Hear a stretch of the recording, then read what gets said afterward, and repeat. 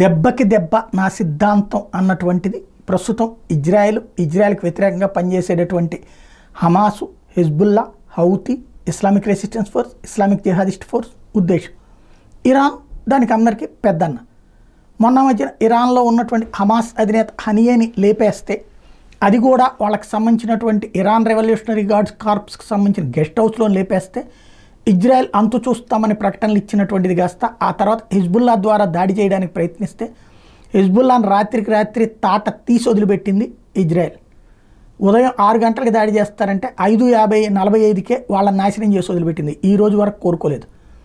ఆ తర్వాత హమాస్ వాళ్ళతో ట్రై చేద్దామని చూసింది. మళ్ళీ మొన్న గాజా మీద వరుసబెట్టి దాడి చేసి వదిలిపెడితే వాళ్ళు ఇంకా కోరుకోలేదు. ఇప్పుడు ఇక అలాగని ఇరాన్కేమో తను సొంతగా యుద్ధానికి అదుగో ఇదిగో ఉంటుంది కానీ ధైర్యం చాలట్లేదు అనుకుంటా. ఇప్పుడు ఏదైతే సిరియాల బేస్డ్గా నడిచేటటువంటి ఇస్లామిక్ ఇరాకీ రెసిస్టెన్స్ ఫైటర్స్ ద్వారా ఇప్పుడు మొసాద్ కార్యాలయం, ఇజ్రాయెల్లో ఉన్నటువంటి మొసాద్ కార్యాలయం అయినటువంటి టెల్ అవీవ్లో ఉన్నటువంటి మొసాద్ కార్యాలయం మీద దాడి చేయించింది. ఇస్లామిక్ రెసిస్టెన్స్ ఫైటర్స్ తమ దగ్గర ఉన్నటువంటి మిస్సైల్స్ ద్వారా ఆ దాడికి పాల్పడ్డామని ప్రకటించారు.